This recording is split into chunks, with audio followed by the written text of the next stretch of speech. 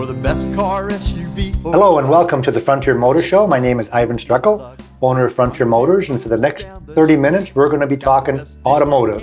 And we're going to be talking a little bit about what's going on at Frontier Motors, which is an independent used car dealership here in Pensacola, Florida for the last 25 years. Also going to be talking about what's going on in the industry a little bit and some of the news that's going on. And right now the big headlines still, as they have been for the last, I'd say about 8 months, is new cars. The microprocessor chip shortage is a big, big problem. And it says right here, this is the front page of the automotive news, customers' frustration likely will worsen this month as shuttered plants and slowing production lines prevent dealerships from being able to restock their lots. It's getting nasty out there. They said that they had one shopper at Burns Chevrolet saw another customer peering into the Tahoe he wanted to buy, and he began shouting at the lady. The woman says, I only wanted to look inside. The guy got so ticked off because he was in the process of buying it. Well, guess what? That was the only Tahoe they had on the lot. And there are some dealerships right now that are marking their vehicles up over list price by $7,000 to $11,000 because they know they're not going to be getting anything in. General Motors will have downtime at 10 of its 14 North American assembly plants this week. So they're pretty much either shutting the plants or having only one shift on 10 of 14 plants. Ford is canceling F-150 production of this week at Kansas City plant and dropping the Dearborn plant to one shift. Can you imagine? The number one selling vehicle in the nation for the last decade and a half, including cars, is an F-150. That's their bread and butter vehicle, and they are now forced to close the plants because of the microprocessor chip shortage. What's this world coming to? Toyota expects to lose production of 80,000 vehicles in North America this month alone. So Toyota is going to be down 80,000 just in 1 month. Volvo said it expects the sales volume in the second half of the year to fall sharply. Daimler warned that the sales of the Mercedes-Benz cars will fall significantly this month, all because of the chip shortage.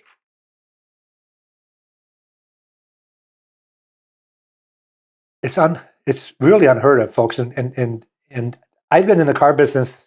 I started selling cars in 1975, and I've been through a lot of ups and downs in the industry.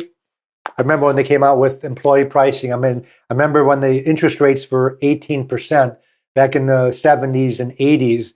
And then they came out with 2.9 financing and all hell broke loose. You know, we sold everything we had. People were buying loaner cars. They were buying demos. They were buying anything just because the interest rate was at an all-time low. So I've been through a lot of ups and downs. I've never seen anything like this as what's happened in the last, let's say, 14 to 15 months in the auto industry. And it all starts with new. We are Frontier Motors, a used car dealership. Now, our whole claim to fame is we sell cars that are like brand new. Like the Jeep Wrangler that we have behind us. It's a 2021 Wrangler with 400 miles on, not 40,000 miles, 400 miles on. So that's the type of vehicle that we stock. Most of our inventory of our 320 to 300 to 400 car inventory is cars that are 18 months old and less that compete with brand new cars. So how do we stay in business? Well, we're not going to stay in business if they don't start selling some new cars. Because how do I get a used car if they're not selling hardly any new cars? So this affects everybody. It affects the new car dealerships even worse because they don't have anything to sell. So the way they make up for it, and I saw this in Car City a couple of weeks ago when I looked at the cars in Car City on a Sunday when most dealers are closed on Sundays, I can look and they have these addendums next to the window sticker of between $7,000 and $11,000 marketing adjustment, which is called supply and demand because they're not getting anything in. So if they're not getting, if they normally got 40 vehicles in stock in 1 month of a particular, and now they're only getting 4, well, the only way they can stay in business by marking those four up dramatically. And of course, it's not a good time to buy. As far as I'm concerned, I don't think it's a good time to buy a new car. The used cars have held steady and have gone up a little bit, but not anything like a new car has. So if you're going to be looking at new, I always urge you to get an out-the-door price. And the other problem that you have, folks, also, I had one of my friends, I couldn't find them what they were looking for because we do a big locate business where I have the ability to locate cars from all over the nation. The Manheim auction sells between 150 and 200,000 cars a week. That's a lot of cars. Just in our area alone, it's usually between 15,000 and 20,000 cars that I have the ability to look at. But this particular person wanted a certain locate. Finally, he said, forget about it. I'm going to order brand new. They told me 6 to 8 weeks. Now they're telling us it's going to be between 14 and 16 weeks, and they don't know about that. So what type of a deal is that when you got to wait, 3 months to 6 months to get your car, and you don't even know what year it's going to be. You don't even know what the pricing is going to be because they won't guarantee the pricing anymore. So things are up in arms in the car business right now, and I always urge, just like Consumers Reports has urged people to buy used. They've always said it. If you listen to Dave Ramsey, who is we're a sponsor of Dave Ramsey. Matter of fact, he picked out Frontier Motors. He does a commercial for Frontier Motors, and he endorses one major independent used car dealership in the metro areas. In our area, he picked us. I didn't call out Dave Ramsey and ask him to do a commercial. He picked us and said, hey, I'll do a commercial for you. Tell me what you think. It was phenomenal. And one of the reasons he's so adamant on doing this is because he wants to make sure people are getting a good deal and not paying the markup that you would pay when you buy a brand new car. Now, this was like this already before the pandemic, before the chip shortage. Even worse now. Even better time to buy a car. And Consumers Reports on page 9 of last month's edition says, the used car sweet spot, 2- and 3-year-old used cars are often the best values when shopping for a car. Their price is lower than a comparable new car, obviously a lot lower if it's 2 and 3 years old, and continuing expenses such as collision insurance and taxes are lower. Obviously, if you're buying the car for less, thousands of dollars less, your taxes are going to be hundreds of dollars less. Insurance, because the value of the vehicle is now quite a bit less. They don't have to, if the car gets totaled, they don't have to pay out as much money, so your insurance is going to be less. Plus, a 2- or 3-year-old vehicle has already taken its biggest depreciation hit, but may still have warranty coverage left. Most vehicles are warranted anywhere between 3 and 5 years. If you go with Honda and Toyota and Chevrolet and GMC, they have the worst warranties, which is 3 years, 36,000 miles on just about everything. If you go with a Hyundai or a Kia or a Mitsubishi, they have a 4-year, 50,000, actually a 5-year, 60,000. They had the best warranty in the business. 5 years, 60,000 miles, which is even better than Lexus and Audi and BMW and Porsche, which normally the Highline products normally have a 4-year, 50,000 mile warranty. So if, for example, you're buying a 3-year-old Hyundai, if it was a Toyota, you'd be out of warranty because it's 3 years. Well, with a Hyundai, you still have 2 full years left on the warranty. So you might want to consider a Hyundai or a Kia if you're thinking about a Honda and Toyota. And when you look at the Consumers Reports ranking on those, they're just about as good. Used to be with the Hyundai and the Kia were crappy little cars 25 years ago. And now they're not. They're actually very, very good cars. So they're saying that. And the other thing you can buy for the same price, you can get a lot of the safety equipment at a much reduced price. For example, some of the safety packs that you buy in a vehicle might be as much as $2,000 and $3,000 when they're brand new. And that would be things like automatic braking, adaptive electronic cruise control, pedestrian detection, blind spot monitoring systems, which I feel are probably, those features are probably more important than getting leather interior and a sunroof and all the other little frilly things, heated seats, which I know to most people, they put the emphasis on that, where I put the emphasis on the safety. Boy, if your car can stop automatically when somebody runs out in front of it, or somebody in front of you on the expressway jams on the brakes to miss a cone or a tire that just blew, and you're not paying attention, it'll save your life. Now, when you buy these features brand new, they're very expensive. When you buy that car used, they add value to the car, but about 25% of that value. So a $4,000 brand new option is going to cost you $500 when you buy that car used. And that's the same thing with the other options too. If you have a $1,500 sunroof, you pay about $400 more for it if the car is used, because all of the equipment depreciates faster than the base price of the car. So a loaded car becomes even a better deal. If you're looking at a $100,000 Audi, well, that car is going to be a better deal used 1 year old than if you're looking at a $50,000 Audi, because that equipment depreciates like crazy. Sometimes I don't understand equipment. I don't understand how dealers, especially luxury manufacturers, you look at a BMW that's $60,000 and you think that's going to have all that safety features on it and it doesn't. You like scratch your head and say, wait a minute. And you know what, when pleather is standard, I make fun of pleather because it's a synthetic leather and you have to actually upgrade a $60,000 car to get real leather interior, makes me want to scratch my head. When the memory seats are an option on a $60,000 car, it's just mind-blowing. When navigation system are an option. I bought a BMW about 3 years ago, and it was quite expensive BMW. It had the big camera in it, the backup camera, so I assumed it had navigation. It didn't. Navigation was an option. So these are, you get that $60,000 car, next thing you blink, it's up to $85,000. And that, of course, affects the value of the car. But enough of that. We're talking about the chip shortage, making new cars very hard to get, sometimes even impossible to get. Check out a used car that may be 1 year old that I've been able to buy for quite a bit less than a brand new one, especially now that they are marking the new ones up over list price where they become not a good deal. When you stop in at Frontier Motors, by the way, we give you a price list. There's a lot of things that we do at Frontier Motors that other dealerships don't do. If you want to shop by yourself, at least you can know what every car is selling for. Sometimes customers get frustrated because in the state of Florida, an independent used car dealership does not have to put the price on their car. Sometimes you see these little mirror hangers, $89.95, whatever, but they don't have to put that on there. They can change prices anytime they want. Not a law.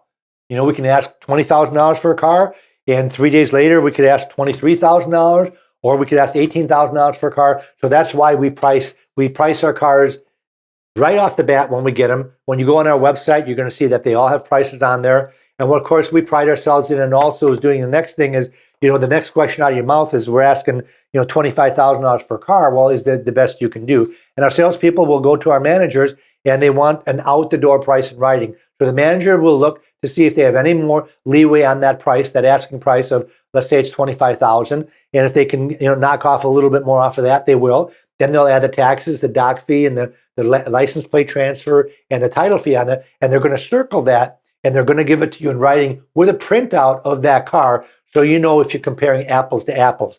The cool thing that we can do these days is we can run a window sticker on any used car out there.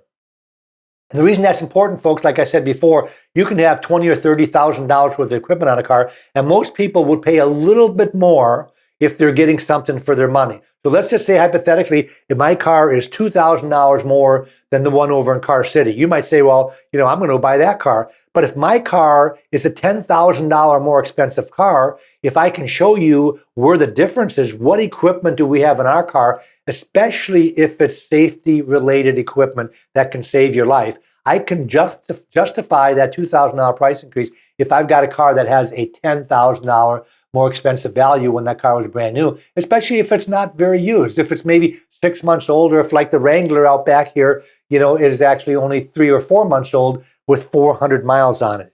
And we always have so many cars that are the alternative to new. And that's really how we started this dealership 25 years ago, by saying that we're going to be, I don't want to call it a highline car lot, because we're really not. We do have a lot of highline cars, but being an independent dealer, we have something for everybody. We stock the Kias, we stock the Mitsubishis, and we stock the highline cars too. Well, of course, we have the Chevrolets and the Fords, but we also have the Audis and the Volvos, the BMWs, the Jaguar, so the Lexus products. We have them all right here, and we really don't specialize in anything. But if I was pushed in a corner to say, what do we specialize in, which I don't like to say, but I would say the alternative to new.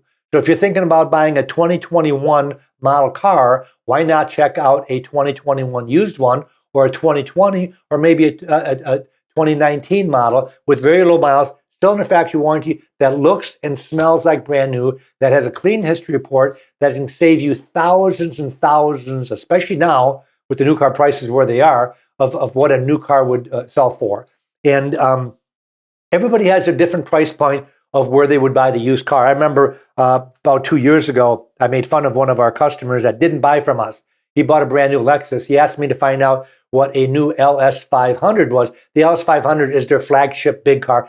Loaded up, it's about $100,000 car. Well, I found one for them with 4,000 miles on them, and the price was $10,000 less than a brand new one. Now, mind you, this was a late model car. Let's just say it was a 2021. If this was 3 or 4 years ago, but it had 4,000 miles on it, and he came back to me and said, $10,000 is not enough of a savings for me to buy that car. I'm going to go buy a brand new one. Now, most people, the price cutoff is anywhere between $3,000 to $5,000. If they can save $3,000 to $5,000 on a car that's 1 year old, they're going to go ahead and do it, because that's still a lot of money, as long as that car looks like new, smells like new, has factory warranty, and doesn't have any issues. And that's really important. We talk about the smell. I kind of make fun of it, but you can lose a car deal on smell alone, and it's really important. I remember one manufacturer where their new car smelled because they used some kind of a low-lying leather. So when you went to their new car lot, because we had a used one, it smelled. So I went to the new car lot to check it out, and it smelled just the same. So it wasn't my particular car. It was the fact that I used, now that was fortunate, it was only one model year. But on a new car, you want to smell it, and you assume it's going to smell right because it's never been smoked in. And on a used car, of course, that's a deal breaker. So I'm really, now Hurricane Ida did havoc, especially more up north than the south because of all the flooded cars. There's one dealership in New Jersey called Bridgewater Chevrolet that had 200 vehicles on their lot. They all got totaled. So not only do we have a chip shortage, which is keeping the manufacturers from building new cars, now we've got dealers that all the cars got totaled on their lots. And these are thousands and thousands of cars. Well, those dealers are going to want to get new cars. Well, if the new car manufacturers aren't producing them, they are out of luck. So they're going to be selling used cars. All right. On a different note, I said I would have some news for you. This is a first. This is an automotive news. J.D. Power has always done reliability rankings, and J.D. Power is one of the biggest rankings for years and years and years as far as that and Consumers Reports. Well, they just came out with their power rankings, and the number one vehicle out there, not just the number one truck, the number one vehicle, first time ever, is a Ram. Isn't that crazy? I remember years ago, matter of fact, in 2013, the Ram was number 26, almost at the bottom out of 30. Almost the worst vehicle out there. Ram is number one. They beat Lexus out. This is problems per 100 vehicles made. So they just say thousands of surveys, and in 1 year, how many problems did the vehicle have? And a Ram truck had 128 problems per 100.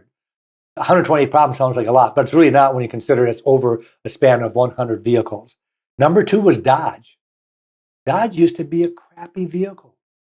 Number two is Dodge. This is the brand overall. Unbelievable. Lexus, which has always been number one, is number three. They're still phenomenal. I love selling Lexus products because I never have a customer complaint with them. Now, you would not notice that Mitsubishi is number four. Mitsubishi is what I consider a lower brand, less expensive, not as good a resale value, which means they're a really good vehicle to have on the used car lot. I sell a lot of Mitsubishi Outlanders, which is their mid-sized SUV, because I buy them so darn cheap because they have awful resale value because people think they're crappy cars.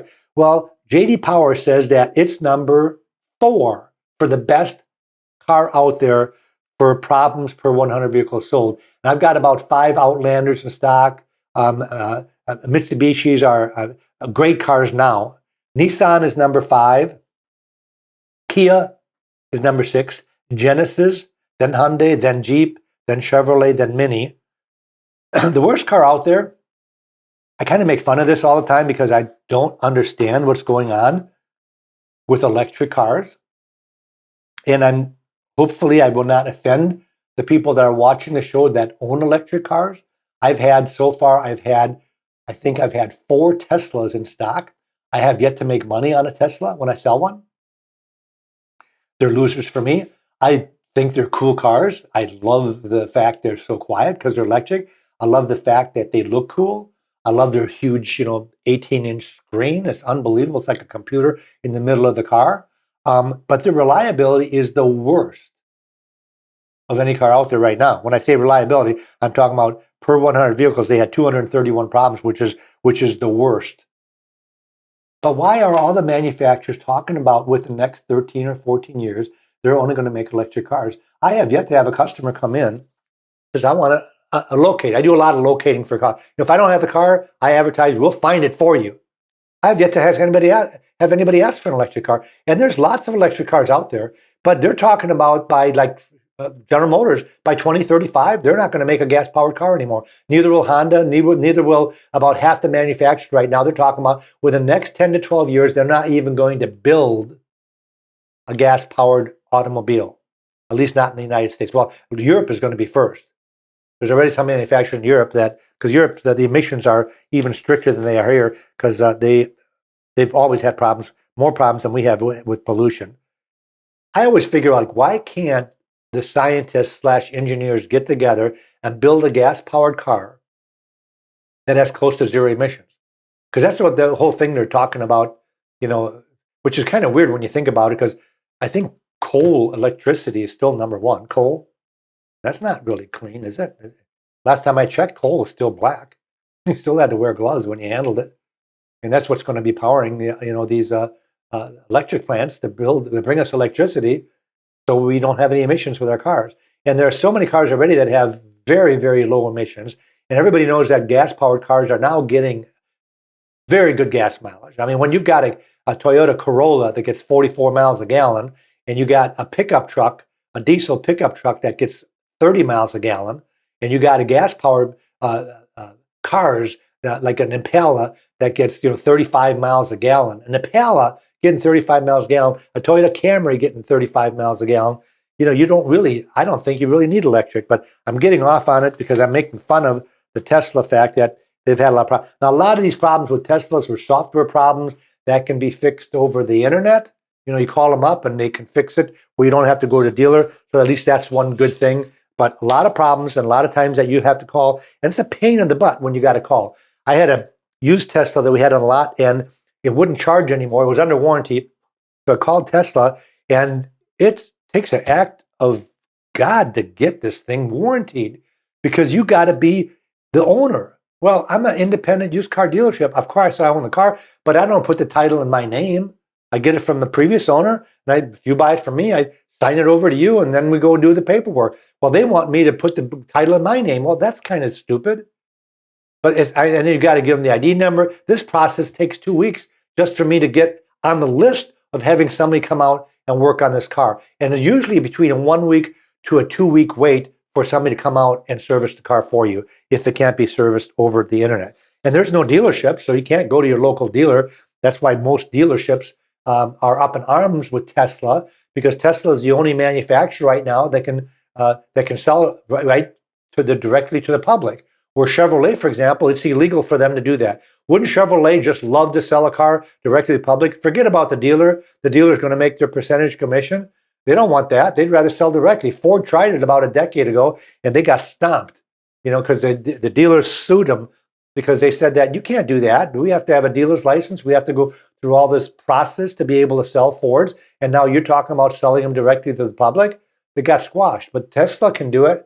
And I can't figure that out. I'm kind of up in arms with that because if I was a new car dealer, I'd be ticked off. Free appraisals at Frontier Motors. Why is that important?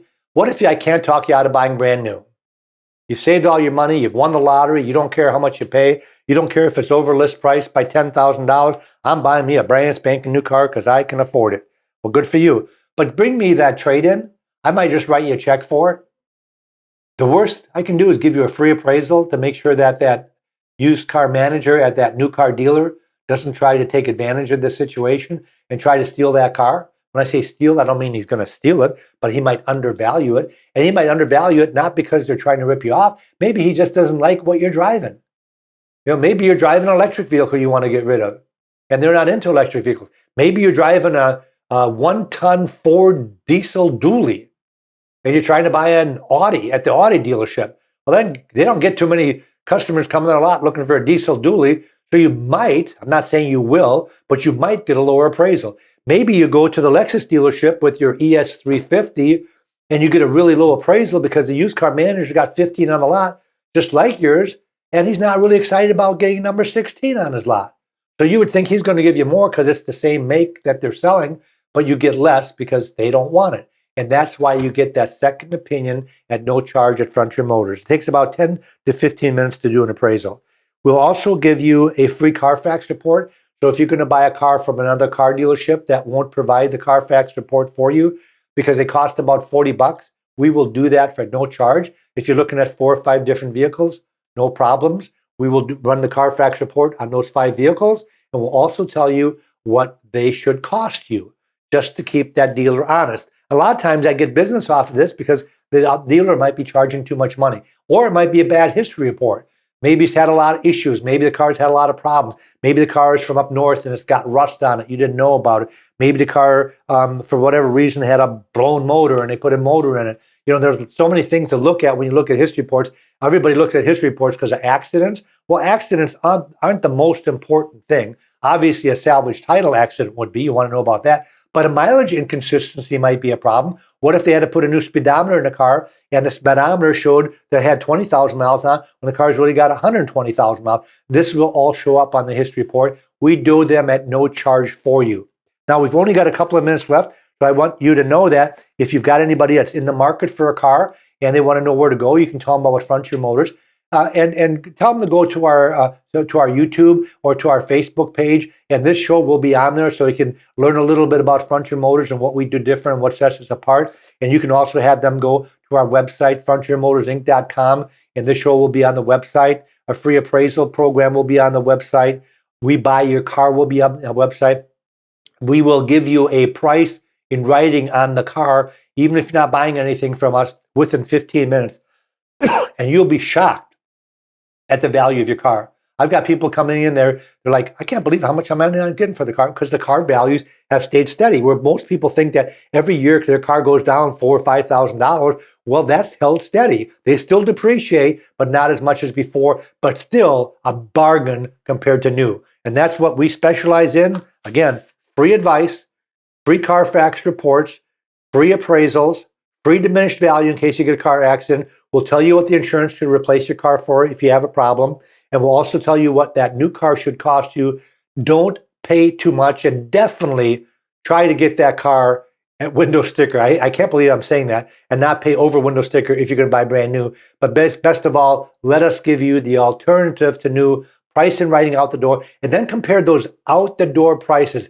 New cars a lot of times have a lot of fees that we don't have, so you want to get the fees all included in that out the door price. Again, Frontier Motors, 230 Beverly Parkway. Thanks for listening. Thanks for watching. Have a great day. Auf Wiedersehen. Frontier Motors is down the street.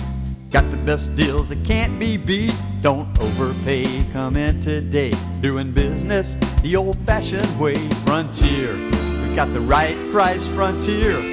We'll treat you mighty nice. Frontier Motors. Low overhead country.